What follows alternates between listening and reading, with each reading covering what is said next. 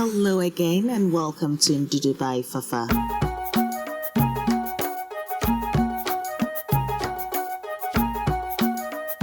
Hello everyone and welcome to Ndudu by Fafa. My name is Fafa Gilbert and today on the menu I do have this beautiful beef and spinach stew known as Shoko from Ghana.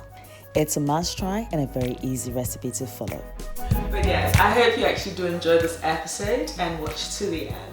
And if you're happy with what you've seen so far, please do not forget to click that subscribe button like now. So to start, place your saucepan on a medium heat and add your vegetable oil to your saucepan.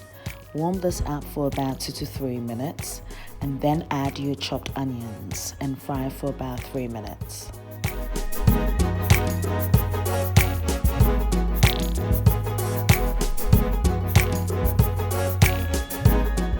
At this point, add your sliced habanero chili and fry the mixture for about 2 to 3 minutes.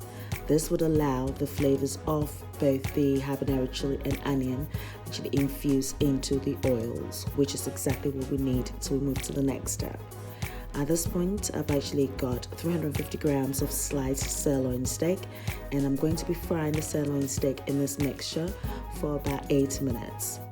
By frying the sirloin steak, you're actually browning it, and the sirloin steak would also absorb the flavor of the chili and onion. So after 8 minutes, you'd have a beautiful caramelized looking mixture actually in your saucepan, which is great. At this point, I'm actually just going to add 1 tablespoonful of my blended ginger garlic and anise seed. And I'm actually going to mix this and fry this for another 3 minutes. Yet again, this is to allow the meat to absorb the flavors that I've just introduced to the saucepan. At this point as well, I'm also going to add my tomato paste, and I'm actually going to fry this for another 4 minutes. This is to actually cook the tomato paste and take any acidity out of this. And it's a beautiful paste right now. It's almost marmalade and it's just full of flavors.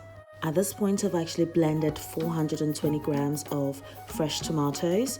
I'm actually making a larger portion of the sauce because I'm going to be reserving some of the sauce later for another recipe.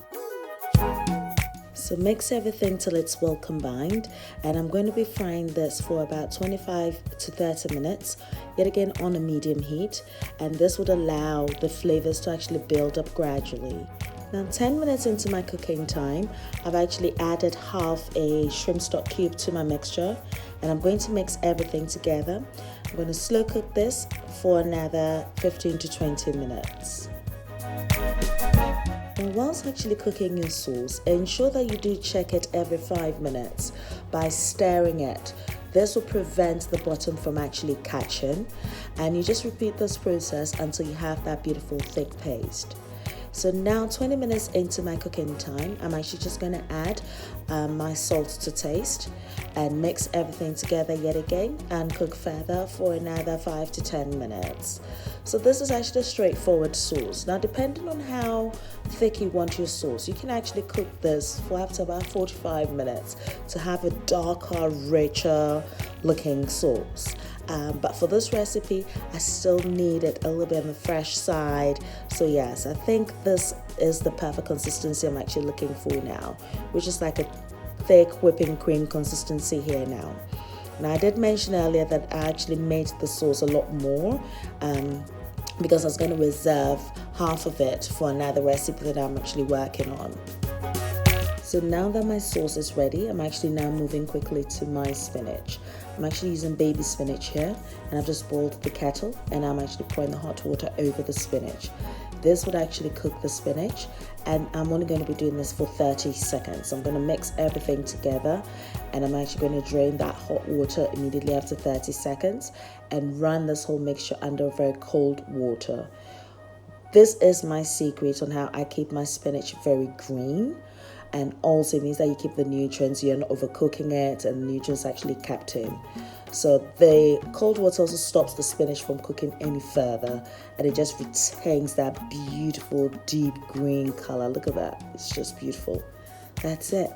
And now that my sauce is ready, all I'm actually just going to do now is just add my spinach to my sauce and mix everything together. Now this is how easy the sauce is. Like, it is so easy. usually is a very spicy sauce, so you can actually increase the amount of chilies that you use for it, but I think one habanero chili was good enough for me. Ladies and gentlemen, here I present to you the Ghanaian Shoko. This is an easy recipe to follow, and I hope you are inspired to actually try the recipe. I've actually served this with some buttered rice. So it's my Columbero rice that I've actually added some butter to it when I was actually steaming it, and it was delicious. You can also have it with your, ripened plantain or your steamed yam or potatoes, even if you wish. And I hope you're actually inspired to try the recipe. Now, if you're happy with what you've seen so far, do not forget to click that subscribe button now. Do like the video and leave a comment. Now, you can find the transcript of this recipe, including the measurements, on my blog in ndudubyfafa.blogspot.com, and I'll leave the link in the description box below. So I'm also on Facebook, Twitter, and Instagram as Ndudu by Fafa. Do pass by and say hi. Do not forget to like the video, share the video with your family and friends, and help promote the channel so we can hit our 20,000 members by the end of the year. I'll be so grateful. Thank you very much for your likes and support so far, and I love reading your comments. They're so encouraging. Until next time, take care of you, be beautiful, and I love you. Toodles.